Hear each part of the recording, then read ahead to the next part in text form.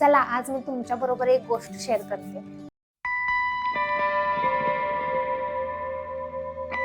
एक माणूस आपल्या पत्नीला आणि एका आपल्या पाळतू गाढवाला घेऊन एका प्रवासाला निघाला। मग त्यानं काय केलं, सगळं सामान आणि बायकोने आपण स्वतः त्या गाढवावर बसले आणि ते गाढव हाकू लागले। काही मैलावर गेल्यानंतर काही माणसांचा घोळका त्यांच्याकडे बघून जरा कुजबुजू लागला आणि त्यानं जरा लक्ष दिलं की ते नक्की काय म्हणायला लागलेत। तर ती माणसं म्हणत होती, काय निर्दयी माणूस आहे, काय निर्दयी बाई आहे, त्यांना कळत नसेल की इतक्या निष्पाप गाढवाला त्याच्या अंगावर बसले, त्याला सामानांनी लादून ठेवले, त्यांना काहीच वाटत कसं नसेल, असं थोडीच असतं। मग त्या माणसाने जरासा विचार केला आणि त्याला हे जरासं खजील वाटल्यासारखं झालं। मग त्यानं काय केलं, स्वतः उतरला आणि आपल्या बायकोला तिथेच बसायला सांगितलं आणि सामान पण गाढवावर आहे तसंच ठेवलं। नंतर तो स्वतः पायी चालत चालत पुढे जाऊ लागला, गाढवाला हाकू लागला। काही मैलावर गेल्यानंतर काही स्त्रियांचा घोळका पण त्याला दिसला, त्या पण काहीतरी कुजबुजत होत्या आणि त्या तर डायरेक्ट बायकांचं तुम्हाला माहितीच आहे, त्या मोठ्या मोठ्यांनी म्हणाला, अरे बापरे काय माणूस आहे, जरा पण लाज नाही, आमचा नवरा असता तर असं केलंच नसतं, स्वतः चालत निघाला आणि बायकोला मात्र गाढवावर बसवले, काय माणूस आहे। हे ऐकल्यानंतर त्याचा जरासा पुरुषी अहंकार आहे ना तो दुखावला गेला। त्यानं काय केलं, बायकोला उतरवलं आणि आपण स्वतः चढला। नंतर तो पुन्हा गाढव हाकू लागला।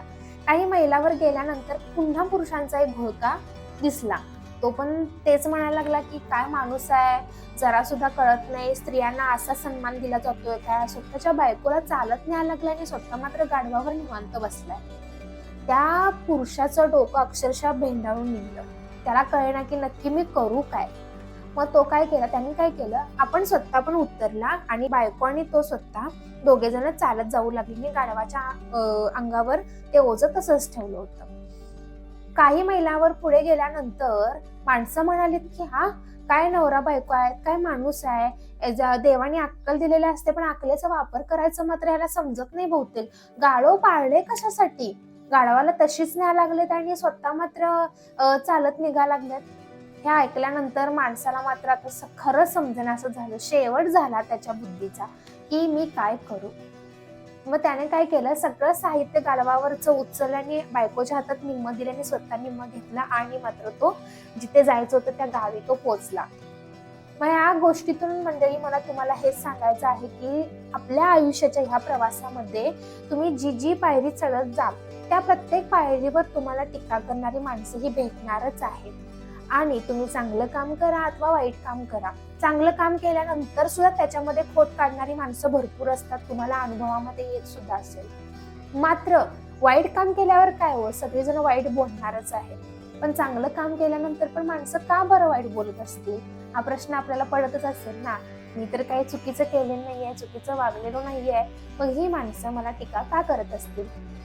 तर या मागचं साधं सोपं लॉजिक आहे, ही माणसं कशी आहेत, त्यांच्या बुद्धीची जी कुवत असते, त्यांनी आयुष्यभर ज्या प्रकारचे सगळे अनुभव घेतलेले असतात, ज्या दृष्टिकोनातून ते सगळ्या जगाला बघत असतात, त्याच दृष्टिकोनातून ते दुसऱ्याला टीका करत असतात। म्हणजेच कसं, आता मी स्वतः एक चोर आहे, मला सगळे चोरच वाटणार आहे, त्या माणसांनी ज्या कलरचा चष्मा घातलेला असतो त्यांना जग पण त्याच कलरचं दिसतं।